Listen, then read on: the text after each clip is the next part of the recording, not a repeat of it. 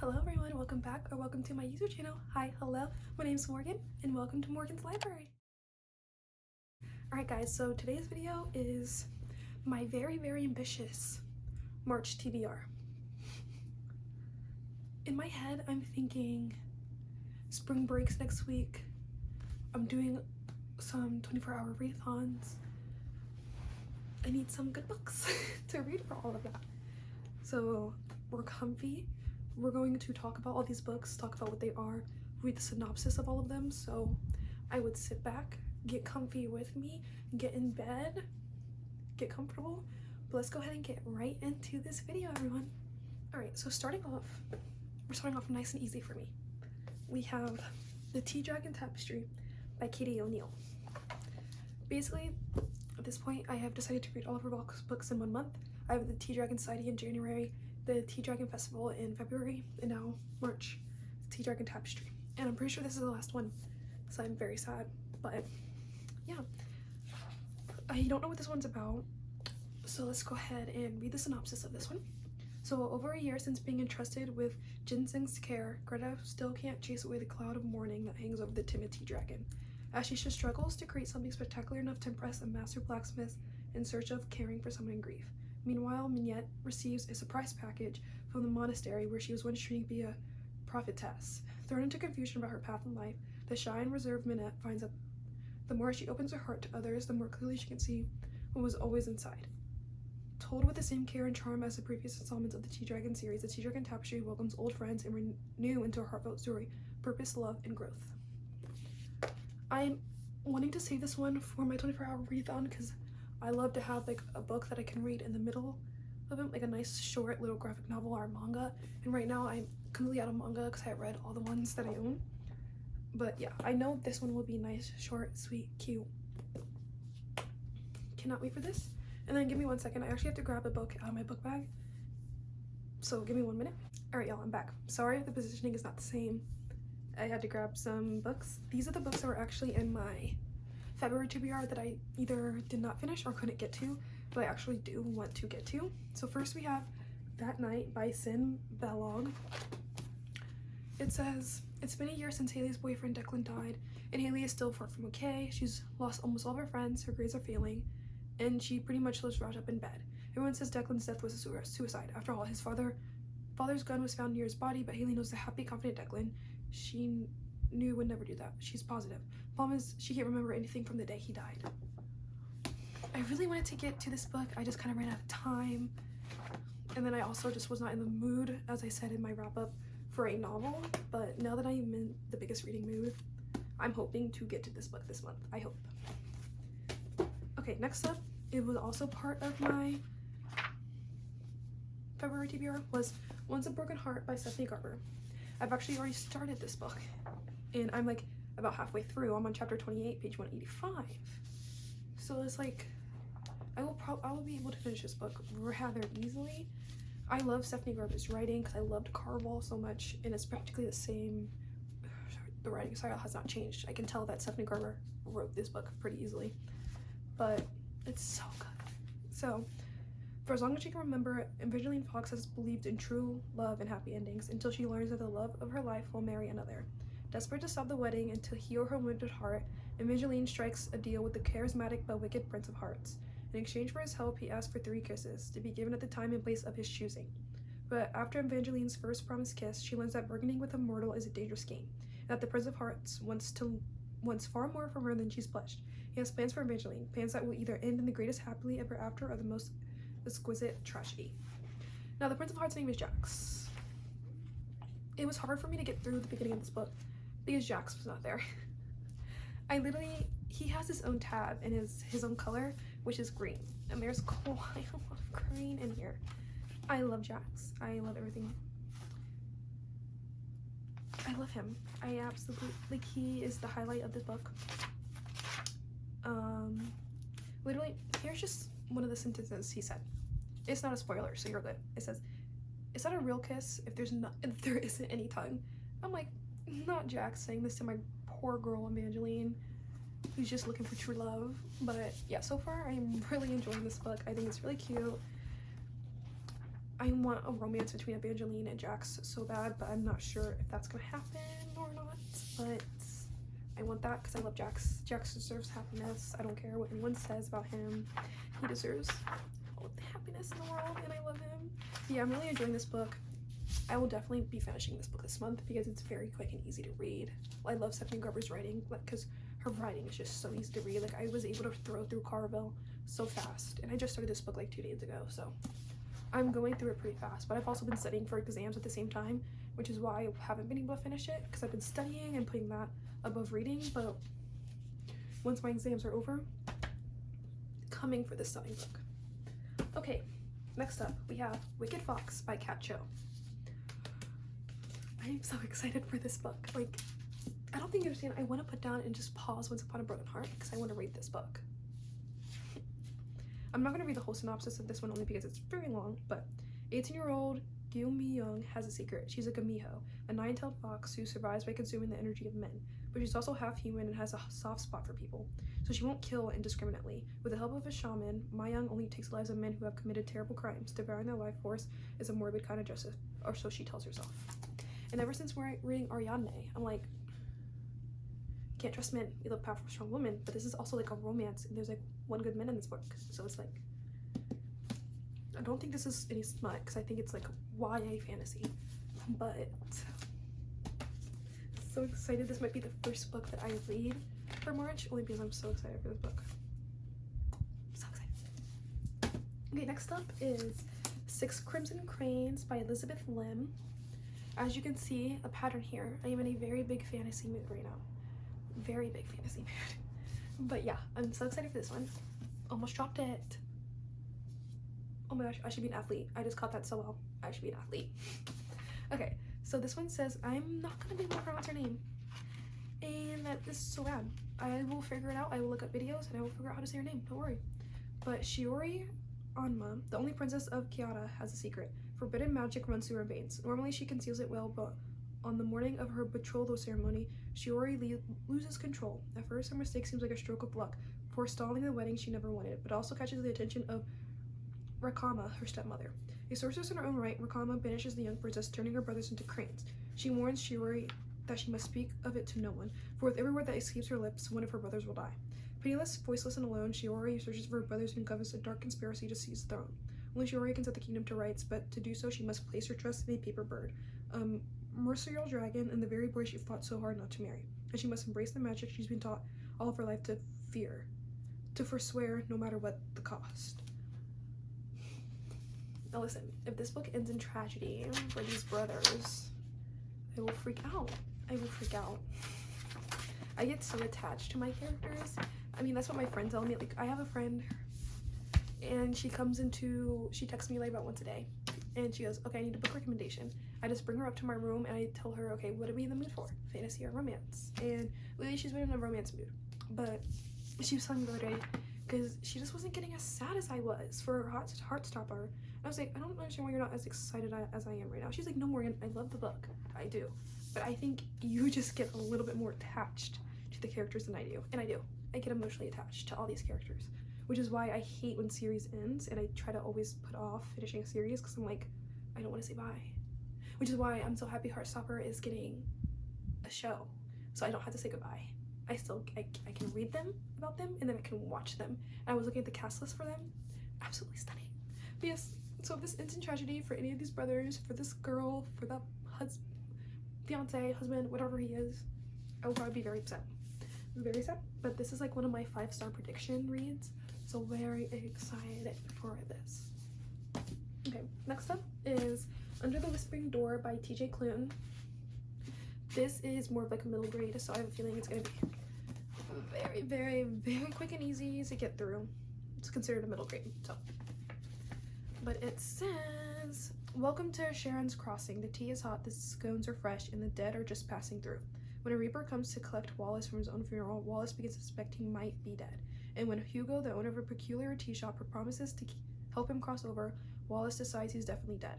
But even in death, he's not ready to abandon the life he barely lived. So when Wallace is given 1 week to cross over, he sets about living a lifetime in 7 days. Hilarious, haunting, and kind, Under the Whispering Door is an uplifting story about a life spent at the office and a death spent building a home.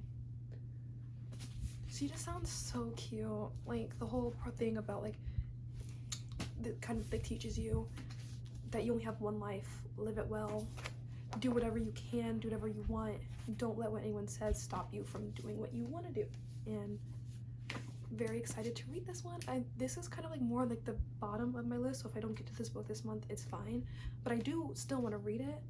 But like, if I don't get to it, it's fine.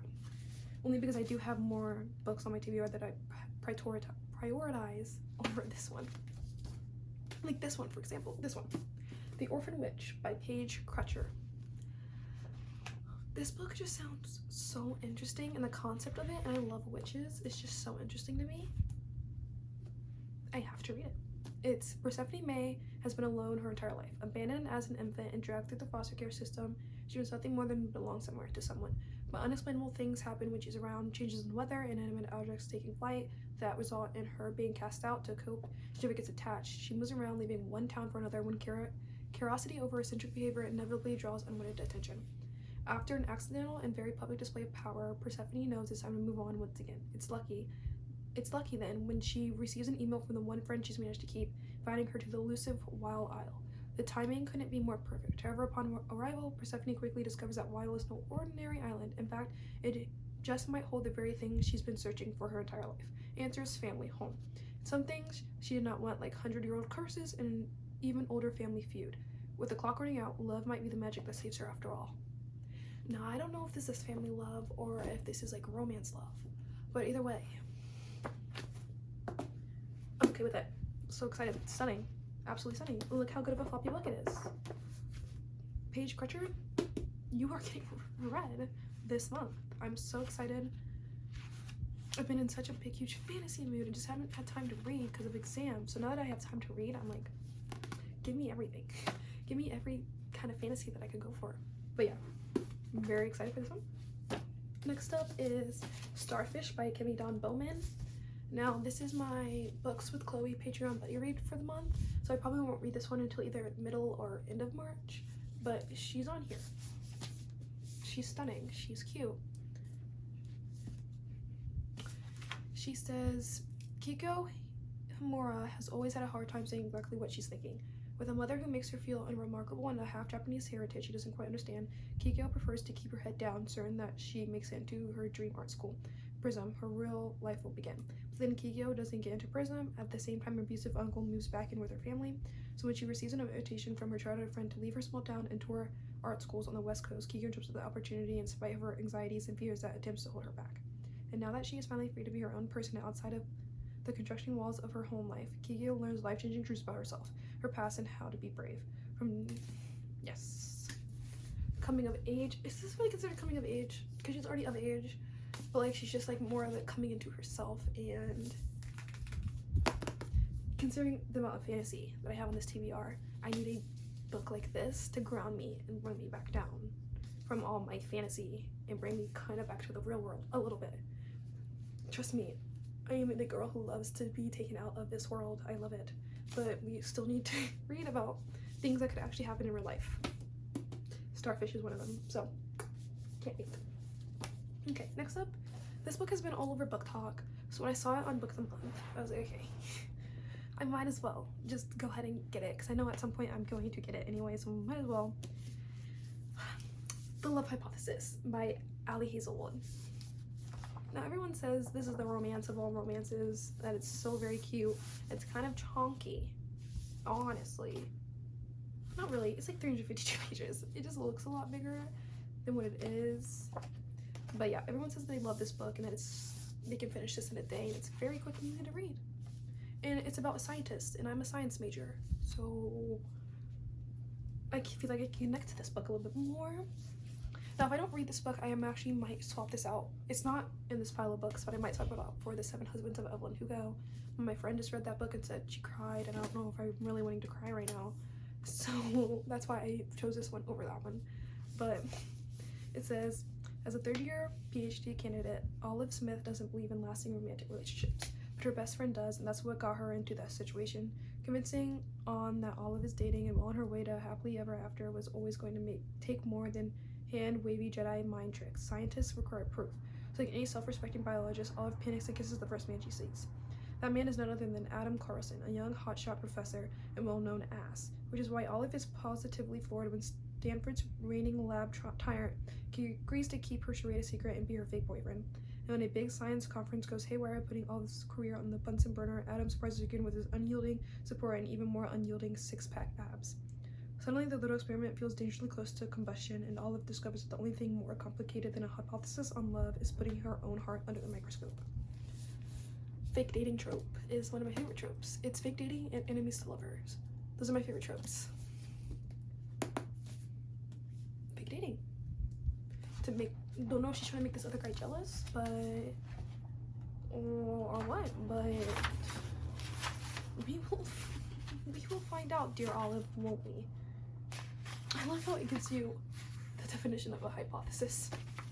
That's funny. I like that. Okay, but yep, cute romance to split up all my fantasy books that I have this month. As you can see, I only have, I would consider Tea Dragon Society, that series, a fantasy. So I have 1, 2, and then that night. I have 3 books that are fantasy, and this isn't even my whole TBR yet. I have a few more books on this TBR, so let's keep it rolling. We have Crescent City, House of Earth and Blood by Sarah J. Maas. Now apparently, the only reason I'm reading this book is because everyone is telling me I need to get to the second book. Because apparently this book is a big tease and we don't get what we want. And we all know how Sarah J. Maas likes to pop off with her second books. A Court of Mist and Fury, for example. So I'm like, okay, I will read this book just so I can then, I've already purchased the second one. I'm just waiting for it to come in. But am I reading this book just so I can get to Sarah J. Maas's excellent, everything I need, smut-filled second book? Yes, because apparently this book's a tease. She teases us. Rude, but let's go ahead. So, half fae, half human, Bryce Quinlan lives her life. Every night is a party and Bryce is going to savor all the pleasures Lunathian, also known as Crescent City, has to offer. But then a brutal murder shakes the very foundation of the city and Bryce's world comes crashing down. 2 years later, Bryce still haunts the city's most notorious nightclubs, seeking only oblivion now, trying to put the past behind her. When the murderer attacks again, an infamous fallen angel, Hunt Athlar, is assigned to watch her every footstep.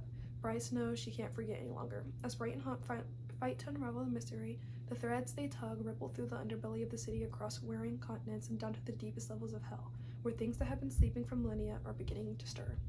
I heard that the first 90 pages of this book aren't good, but I'm hoping they're lying to me, that it actually really is good. Because one of the YouTubers I watch, Jody, absolutely loves this book, and she has like 10 different copies of this book. But then my other favorite booktubers, Chloe and Kate, don't like this book, but they only read it so that way they could read the second book. And I'm like, guys, you're giving me mixed signals. But I will read this. I might do a reading vlog for this book. I'm not too sure yet, but if I do, you guys will know because you will obviously see the vlog. So who knows? But yeah, the cover is absolutely stunning. Like, it's a stunning book. And if I end up liking it, maybe I'll be the next Jody and buy a lot of different copies of this book because I am known to do that. But yeah, she's stunning. I'm excited. I don't know if I'll finish her this month. It just depends. I guess it depends on if I actually like her. If she's good, then maybe I will. But she is almost the Priory of the Orange Tree long. And we all know how I felt about that book. Let's not talk about it. I hated that book. But hopefully this does not give me the Priory of the Orange Tree vibes. Hopefully this one is good. Please. I love Sarah J. Maas's writing, so I should like this. I should. Okay, next book, not fantasy surprisingly, but it is Final Girls by Riley Sager. I wanted to put in kind of like a thriller horror into the mix of all of these books because I have like a lot of I have a mystery and obviously fantasy, romance. So why not go ahead and throw this in? Apparently Riley Sager is the queen of like thriller horror books, so I cannot wait to read this one. 10 years ago, I'm not gonna read the whole synopsis because she's long. I'll read the first paragraph. 10 years ago, 6 friends went on vacation. One made it out alive. That instant, college student Quincy Carpenter became a member of the very exclusive club, a group of survivors the press dubbed the Final Girls. Lisa, who lost 9 sorority sisters to a college dropout snipe. Sam, who endured the sack man during her shift at the Nightlight Inn, and now Quincy, who ran bleeding through the woods to escape the massacre of Pine College despite the media's attempts. The three girls have never met. She sounds stunning. She looks like a quick and easy read. She's very short. She's like only a little over 300 pages. But the font is actually kind of tiny, so I'm not sure. But yeah. I'm excited. Riley Saker's writing I've heard such good things about, so I cannot wait to read this one. Next up, we have Tweet Cute by Emma Lord. This is supposed to just give you like the rom-com vibes, but in book version, so I love those kind of vibes because honestly they're kind of funny. The banter that these books have, and the fact that I feel like most romance, like rom-coms, don't ever use Twitter as like their base. Like if they're ever gonna use social media, it's gonna be Instagram to show that they're a social media influencer, YouTube, stuff like that, but they don't usually use Twitter, so I'm very excited. It says, meet Pepper, swim team captain, chronic overachiever, and all-around perfectionist. Her family must be falling apart, but their massive fast food chain is booming. Mainly thanks to Pepper, who is barely managing to sugar real life while secretly running Big Leagues Burger's massive Twitter account. Enter Jack, class clown and constant thorn in Pepper's side. When he isn't trying to duck out of the obscenely popular twin shadow, he's busy working in his family's deli. Especially his relationship with the business that holds his future may be love-hate, but when Big League Burger steals his grandma's iconic grilled cheese recipe, he'll do whatever it takes to take them down, one tweet at a time. All's fair in love and cheese. That is until Pepper and Jack's spat turns into a viral Twitter war. Little do they know, while they're publicly ducking it out with snarky memes and retweet battles, they also falling for each other in real life on an anonymous chat app Jack built. As their relationship deepens and their online shenanigans escalate, people on the internet are shipping them. The battle gets more and more personal until even these two rivals can't ignore that they were destined for the most unexpected, awkward, all-the-feels romance that neither of them expected. And they have like a little bird that apparently sings this whole thing. I just think that's funny. But yeah, Tweet Cute. She sounds cute. She sounds quick. She sounds like a very easy read. Emma, cannot read about your writing.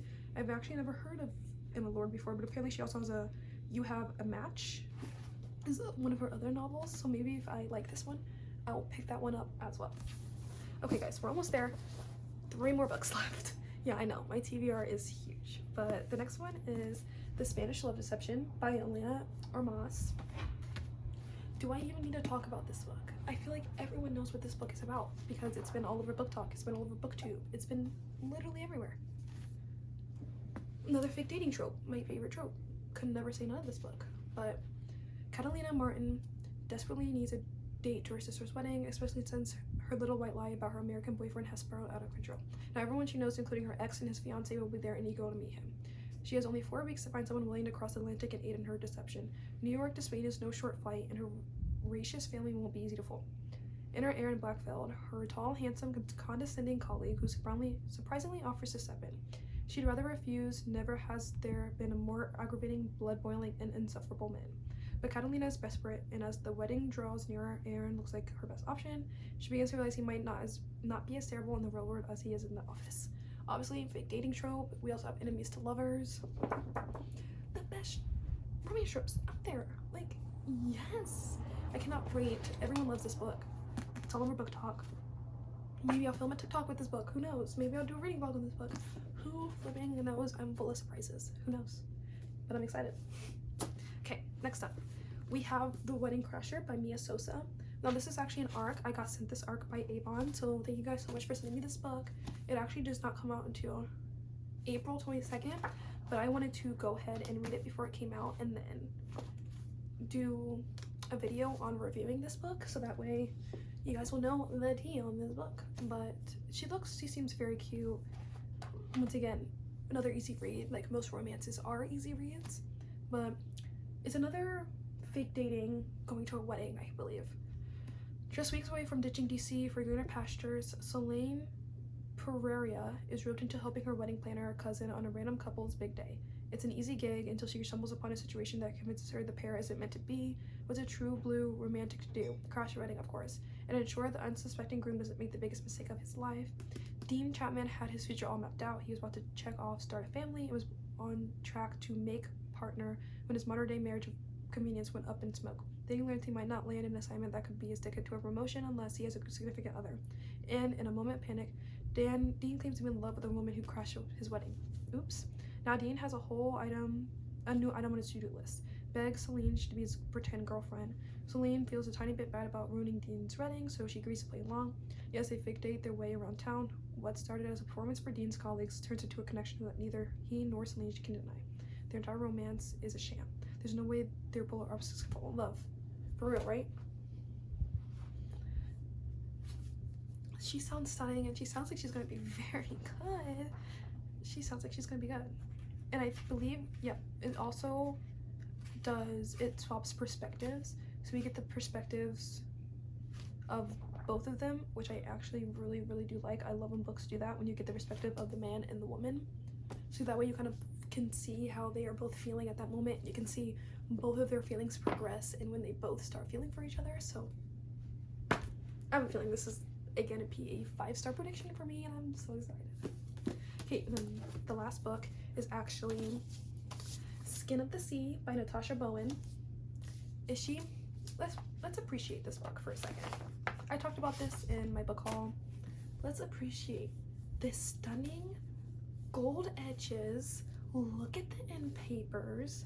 Like, I'm sorry, she's a signed copy. Like, is this book not stunning? And even look how stunning. You cannot tell me this is not the prettiest book you've ever seen. And I love mermaid tales, so obviously I have a feeling I will be ending a high note on the month of March with this book. She looks stunning, she sounds stunning. So Simi prayed to the gods once. Now she serves them as a Mami Wada, a mermaid, collecting the souls of those who die at sea and blessing their journeys back home. But when a living boy is thrown overboard, Simi does the unthinkable. She saves his life, going against an ancient decree. In punishment awaits those who dare to defy it. To depart the other Mami Wada, Simi must journey to the Supreme Creator to make amends. But all is not as it seems. There's the boy she rescued who knows more than he should. And something is shadowing Simi, something that could rather see her fail. Danger looks at every turn, and as Simi draws closer, she must brave vengeful gods, treacherous lands, and legendary creatures. But she doesn't, then she risks not just saving all Mami Wada, but also other world as she knows it. I don't know if this has romance in it, and I would be okay if it didn't, because honestly, we don't need no men. But this book sounds absolutely stunning. She looks stunning. Like, what else can you ask for in a book? Am I wrong? But yeah, this is a stunning edition of this book. I'm so excited to read this, and I cannot wait. And Nicola Yoon, who wrote Everything, wrote something that says epic and original, because it's just like most mermaid tales, just like the same. I feel like they might be the same. Like, they get out of the, like, kind of like Little Mermaid retellings. They get out of the water, they meet a guy, they're no longer mermaid. This one sounds like it just takes place fully in the water. So that's why I'm not thinking if it's like going to be a romance at all, because it takes place fully in the water. Like, she doesn't change into a human, she stays as a mermaid. And I'm like, yes, and she's stunning. She's absolutely stunning. But yeah, okay guys, that is my very long and ambitious March TBR. I'm hoping I can get through all these books, and I'm very excited for all of these books on my TBR. So I cannot wait to get through all of them. I'm hoping with my 24-hour readathon, I will be able to get through most of these books. I have high hopes. Let me live. But yeah, thank you guys so much for watching. Please like and comment down below what your guys' TBRs for this month is, and if it's as ambitious and as big as mine. But yeah, I do have my Amazon wishlist link down below. You do not have to get me anything from there, but if you do want to check it out, I do have a link down below in all of my social media. Thank you guys so much for watching. Bye guys.